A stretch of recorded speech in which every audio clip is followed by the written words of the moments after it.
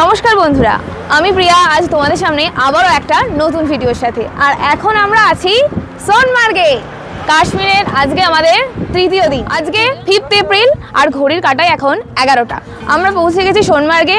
তবে এতটাই সকালবেলা আর অবস্থা খারাপ ছিল, খুবই ঠান্ডা লাগছিল, শরীরটাও অতটা ভালো ছিল না। সেই জন্য ইন্ট্রোটা একেবারে সোনমার্গে এসেই তোমাদের দিচ্ছি।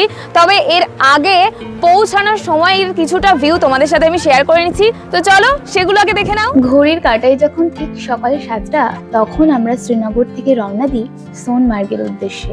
শ্রীনগর থেকে সোনমার্গের দূরত্ব প্রায় 80 কিলোমিটার, যেটা অতিক্রম করতে আমাদের সময় লাগবে 2.5 থেকে 3 ঘন্টা। তাই আমাদের গ্রুপ লিডারের কড়া নির্দেশ ছিল সকাল সকাল রওনা দিতে হবে। যথারীতি আমরা সকাল সকাল সকলে মিলে ঘুম থেকে উঠে কোনো মতে ফ্রেশ হয়ে রেডি হয়ে নিয়েছি। আর যেহেতু আমি আগে থেকেই প্ল্যান করেছিলাম সোনমার্গে আমি শাড়ি ক্যারি করব, তাই অলরেডি আমি শাড়িটাও পরে নিয়েছি। সোনমার্গ হলো ভারতের কেন্দ্রশাসিত অঞ্চল জম্মু কাশ্মীরের গন্ডেরবাল জেলার একটি শৈল শহর। শ্রীনগর থেকে 82 কিমি উত্তর পূর্বে অবস্থিত কাশ্মীরের আর এক স্বর্গ এই সোনমার্গ। এপ্রিল মে মাসে সোনমার্গ তার রূপের ডালি উজাড় করে দেয় পর্যটকদের কাছে। লাকিলি আমরা এই এপ্রিল মাসেই উপস্থিত হয়েছি সোনমার্গে। শ্রীনগর থেকে সোনমার্গ যাওয়ার পথে পড়বে গন্ডেরবাল, কঙ্গন, গুন্দ প্রভৃতি ক্ষুদ্র ক্ষুদ্র পাহাড়ি জনপদ। আর এই পুরো পথটা জুড়ে আপনাদের সাথ দেবে দামাল সিন্ধু নদ। এখন আমরা যে জায়গাটিতে রয়েছি সেখান থেকে সোনমার্গ আর মাত্র 15 কিলোমিটার, কারণ এখন আমরা রয়েছি একদম সোনমার্গ টানেলের সামনে। 6.5 কিলোমিটার দীর্ঘ এই টানেলটির আগে নাম ছিল জেড মোড টানেল। 2025 সালের 13ই জানুয়ারি আমাদের প্রধানমন্ত্রী স্বয়ং নরেন্দ্র মোদী এই টানেলটির উদ্বোধন করেন। এই টানেলটি তৈরি হওয়ার ফলে আমরা যেমন আমাদের সময় বাঁচাতে পারছি, ঠিক তেমনি আমাদের যাত্রা পথও কিন্তু অনেক সুগম হয়ে উঠেছে। কারণ এর আগে যে রাস্তাটা দিয়ে সোনমার্গ যাওয়া হতো, শীতকালের দিকে বেশিরভাগ সময় কিন্তু সেখানে বরফে ঢাকা থাকতো, তাই গাড়ি ওখানেই আটকে দেওয়া হতো। এই টানেলটি হওয়ার ফলে সেই সমস্ত বাধা বিপত্তি আমরা সহজেই অতিক্রম করে পৌঁছে যেতে পারবো সোনমার্গে। তবে আপনারা জানেন কি, এই টানেলটি তৈরি করতে প্রায় 10টি বছর সময় লেগে গেছে, আর খরচ প্রায় 2700 কোটি টাকা খরচ হয়েছে এই টানেলটি তৈরি করতে। যাই হোক, এবার আপনারা সোনমার্গের এই সুন্দর দৃশ্যটি উপভোগ করুন। টানেল পেরোনোর পর যে দৃশ্যটি আমাদের সামনে উপস্থাপিত হলো, সত্যি এক কথায় অনবদ্য। সোনমার্গ অর্থাৎ স্বর্ণময় তৃণভূমি। এই সাদা সাদা বরফের ওপর সূর্যের আলোটি যখন এসে পড়ছে, সত্যি মনে হচ্ছে এক সোনালী উপত্যকায় এসে পৌঁছে গেছি। প্রকৃতির যে সুন্দর রূপ আমি দেখিলাম, সত্যি জন্ম জন্মান্তরেও ভুলিব না। কি অপরূপ এই দৃশ্য! প্রকৃতি তার বিশেষ রূপ নিয়ে ব্যস্ত, আর আমি এই প্রকৃতির অপরূপ শোভা দেখে সত্যি। যাই হোক, আমরা সোনমার্গ পৌঁছে গেছি, আর এখানেই আমাদের নেমে পড়তে হবে। প্যাকেজের মধ্যে এইটুকুই ইনক্লুড থাকে। এখান থেকে গাড়ি চেঞ্জ করে অন্য গাড়ি করে আমাদের বাকি পয়েন্টগুলো ঘুরতে হবে। আমরা তো গ্রুপ লিডারের ওপর দায়িত্ব দিয়ে দিয়েছিলাম ডিল করার জন্য, তো চলো দেখে নাও তোমরা একটু। 1050 ফুট নিয়ে আর 4 পয়েন্ট নিয়ে গাড়িতে করে যাবে, সময় আনলিমিটেড, 1050 টাকা पर हेड। वो उसमें बात, दूसरी बात, अगर इधर से घूमेगा शाहजहां पथरी वगैरह पूरा गाड़ी का 1000 रुपया है। तो छोड़ो उधर 4 पॉइंट का बात बोलो। 4 पॉइंट गाड़ी अनलिमिटेड समय साथे जूतो दिए पर हेड 1050 টাকা। এই হচ্ছে মেন ম্যাটার। এইবার ঠিক যদি যা করবেন তাড়াতাড়ি করুন। আপনারা তো সমস্ত ব্যাপারটাই শুনলেন। বুট দিয়ে গাড়ি নিয়ে আমাদের 1050 টাকা পড়েছিল পার হেড, আর আমাদের 4টে পয়েন্ট ঘুরে দেখানোর কথা ছিল। তবে আমরা একটুও বুঝতে পারিনি যে 25টা মানুষের সাথে ওখানে কিন্তু একটা বড়সড় স্ক্যাম হয়ে গিয়েছিল। কারণ আমরা যখন রিটার্ন করি, ওখানে এসে শুনি পার হেড 500 টাকা করে চার্জ নেওয়া হয় ওখান থেকে। Can you imagine guys, per head 500 টাকা করে আমাদের বেশি গেছে। আমরা প্রায় 25 জন মতো ছিলাম, তো তোমরা ভেবেই নাও কত টাকার স্ক্যাম হয়ে গেছে। এটা তো গেল একটা পয়েন্ট। আর একটা কথা তোমাদেরকে বলে রাখি, যখন ডিলটা হচ্ছিল, আমি যেহেতু ব্লগ করি, আমি ভেবেছিলাম এটারও একটা ফুটেজ নিয়ে রাখি। তো সেই অর্থে আমি একটা ভিডিও করেছিলাম। আমি যখন ভিডিওটা করছিলাম, ওনারা কিন্তু তখন আমাদেরকে কিছু বলেননি। পরবর্তীতে ওনাদের মধ্যে দুজন আমাদের কাছে এসে বলেন ভিডিওটা ডিলিট করতে। এমনকি আমাদের কাছ থেকে ফোন নিয়ে ভিডিওগুলো তো ডিলিট করেছেন, এমনকি রিসাইকেল পিন থেকেও ভিডিওগুলো ডিলিট করে দিয়েছেন। জানি না কেন, আমরা জিজ্ঞাসা করাতে ওনারা বললেন ওনাদের নাকি এতে অনেক প্রবলেম হয়ে যাবে। তো এখন আমরা সোনমার্গের ফার্স্ট পয়েন্টে পৌঁছে গেছি। এই যে তোমরা দেখতে পাচ্ছ, এটা হচ্ছে চিলড্রেন পার্ক বা ফিশ পয়েন্ট। তো চলো এর ভিতরটা তোমাদেরকে ঘুরে দেখাই। আমরা রয়েছি ফিশ পয়েন্টে। এখানে ফিশের দেখা মিলবে কিনা জানি না, তবে চারপাশে রয়েছে অজস্র বরফ, চারিদিকে শুধু সাদা আর সাদা, চোখ ধাঁধিয়ে যাচ্ছে। আর অসাধারণ সৌন্দর্যতা উপভোগ করছি আমরা সবাই মিলে, আর আপনাদেরও সেই সুযোগটা করে দিচ্ছি। তো চলুন আপনারা উপভোগ করতে থাকুন এই সৌন্দর্য। যেহেতু সকাল 7টাতেই আমরা রওনা দিয়েছিলাম শ্রীনগর থেকে, তাই আমাদের সকালে ব্রেকফাস্টটা এখন অবধি করা হয়নি। এখন সকাল 11টা বাজে। এখানে এসে আজকে আমাদের ব্রেকফাস্ট হবে। আজ আমাদের ব্রেকফাস্টে রয়েছে চাউমিন।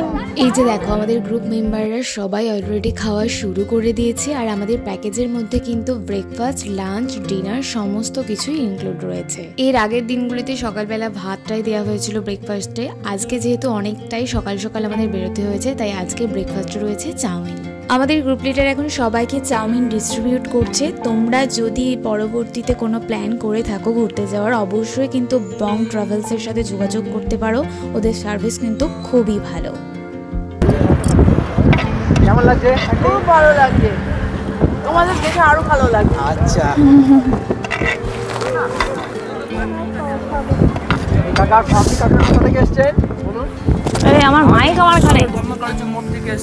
আচ্ছা, আপনি? আমি যাদবপুর সন্তোষপুর থেকে এসেছি। যাদবপুর সন্তোষপুর। টোটাল 25 জন মেম্বার ছিলাম আমরা এই গ্রুপটাতে, আর এখানে বাচ্চা থেকে বয়স্ক সমস্ত এজের লোকেরাই কিন্তু ছিল। আমি তো ওদিকে চাউমিন খেতে ব্যস্ত ছিলাম, আর কর্তামশাই আমার থেকে ফোনটা নিয়ে গেল একটা ভিডিও বানাবে বলে। কি সেই ভিডিও দেখো তোমরা। যেহেতু মাইক্রোফোনটা আমার কাছেই ছিল, তাই কোনো ভয়েসই ক্যাপচার হয়নি। যাই হোক, আমি তোমাদের বলে দিচ্ছি এখানে ব্যাপারটা কি হয়েছিল। অ্যাকচুয়ালি এই যে ব্যক্তিকে তোমরা দেখতে পাচ্ছ, উনি ফিশ পন্ডে কেশর সেল করতে এসেছিলেন। কেশর তো তোমরা এখানে দেখতেই পাচ্ছ, আর এই বাটির সাহায্যে উনি ডেমো করে দেখাচ্ছিলেন যে তার আনা কেশরটা একদমই অরিজিনাল। আমরা কিন্তু এর আগেও শ্রীনগরের জমিনদার কেশর মহল থেকে কেশর কিনেছি। ওই কেশরটার প্রাইস ছিল পার গ্রাম 300 টাকা, আর এখানে তোমরা যে কেশরটা দেখতে পাচ্ছ এটার দাম ছিল পার গ্রাম 100 টাকা। তো নর্মালি আমরা যেটা জানি যে কেশর জলে বা দুধে দিলে একটা ইয়েলিশ কালার ছাড়ে, এই কেশরটির ক্ষেত্রেও কিন্তু ঠিক তেমনটাই হয়েছিল। তো সেই কারণেই শুভদা ও দুজন মিলে এই কেশরটাও কিনেছিল। ওখান থেকে কেশরটা যখন আমরা কিনেছিলাম তখন তো কিছুই বুঝতে পারিনি, বাট বাড়িতে এসে দুটো কেশর একসাথে যখন আমরা দেখছি তখন কিন্তু ডিফারেন্সটা বুঝতে পারছি ভালোভাবেই। কেশরটা হলো অ্যাকচুয়ালি পরাগ। সোনমার্গের কেশরটা কিন্তু অনেকটাই থিক কম্পেয়ার টু জমিনদার। তো যাই হোক, আমি তোমাদের পরে কোনো একটা ভিডিওতে দুটো কেশর একসাথে দেখাবো, তাহলে তোমরা বুঝতে পারবে যে কোনটা কি। আর তোমরাও প্লিজ আমাকে কমেন্টে জানিও যে সত্যি কোন কেশরটা আসল কোনটা নকল। যাই হোক, কেশর কিনতে গিয়ে তো কিছুটা সময় আমাদের ওখানে ব্যয় হলো। এবার আমরা সুন্দরভাবে এই ফিশ পন্ডটাকে ঘুরে দেখবো।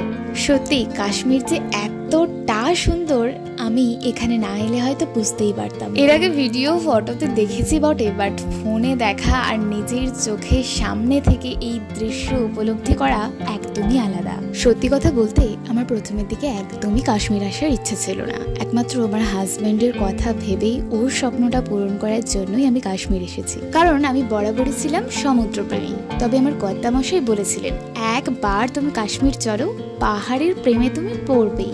আর দেখুন ঠিক তেমনটাই ঘটলো। পাহাড়ের এই স্থবিরতা, শান্ত স্নিগ্ধ রূপ দেখে সত্যি আজ আমি মুগ্ধ। ফিশ পন্ড থেকে এখন আমরা চলেছি পরবর্তী পয়েন্টের দিকে। তবে যেতে যেতে একটা কথাই ভাবছি, যাত্রাপথে যদি এতটা সুন্দর হয় তাহলে আসল ডেস্টিনেশনটা কতটাই না সুন্দর হবে। চারিদিকে সাদা বরফের মাঝে এই ছোট্ট ছোট্ট বাড়িগুলো কি সুন্দরই না লাগছে। সত্যি কথা বলতে এই সৌন্দর্য ভাষায় প্রকাশ করার মতো নয়, এটা শুধু মন ভরে দু চোখ ভরে দেখার জন্য। ভূস্বর্গ বোধ হয় এটাকেই বলে। আজ বুঝতে পারলাম, সত্যি করে আজই উপলব্ধি হলো যে কাশ্মীরকে কেন ভূস্বর্গ বলা হয়। এত সুন্দর ভিউ চারপাশে, কোনটা ছেড়ে কোনটা আমি ক্যাপচার করব ফোনে সেটাই বোধগম্য হচ্ছে না। ফোনের চার্জ প্রায় ফুরিয়ে যাচ্ছে, কিন্তু আমার ইচ্ছেই করছে না এই ভিডিওগ্রাফিটা থামাতে। এতটাই সুন্দর চারপাশটা, যতই এগিয়ে চলেছি এই সৌন্দর্যতা আরো বেড়ে চলেছে। পাহাড়ের গা দিয়ে যে নদীটা বয়ে চলেছে, আর যে নদীটার পাশ দিয়ে এখন আমরা যাচ্ছি এটার নাম সিন্ধ নদী। আমরা এখন রয়েছি সোনমার্গের 0 পয়েন্টে। পাশ দিয়ে কুলুকুলু শব্দের আওয়াজ হয়তো শুনতে পাচ্ছেন, কারণ পাশ দিয়ে বয়ে চলেছে সিন্ধ নদী। আর 0 পয়েন্টের সৌন্দর্য নিয়ে নতুন করে আর কিচ্ছু বলার নেই। তবে আমাকে দেখে হয়তো একটু অবাক হবেন, আবার নাও হতে পারেন, কারণ এখানে প্রচুর এরকম রয়েছে মহিলা যারা এইভাবে এত ঠান্ডাতেও শাড়ি পরে শুট করছে। এখন আই থিঙ্ক 5 ডিগ্রি এখানে চলছে টেম্পারেচার, বাট সত্যি কিছু মনে হচ্ছে না, কিছু ফিল হচ্ছে না। হয়তো এই প্রকৃতির মুগ্ধতা আমাদেরকে এই শক্তিটা যোগাচ্ছে, বাট সত্যি অসাধারণ, অনবদ্য লাগছে। আপনাদের যদি সত্যি সুযোগ হয় একবার অন্তত কাশ্মীর আসুন, সত্যি বলছি ভীষণ ভালো লাগবে। আর এটা আমি যতই আপনাদের ক্যামেরার মাধ্যমে তুলে ধরি না কেন, এখানে না আসলে কিন্তু বুঝতে পারবে না এর সৌন্দর্য ঠিক কতটা। নদীর কুলুকুলু শব্দ আর উপরে রয়েছে সাদা বরফের চাদর বেছানো।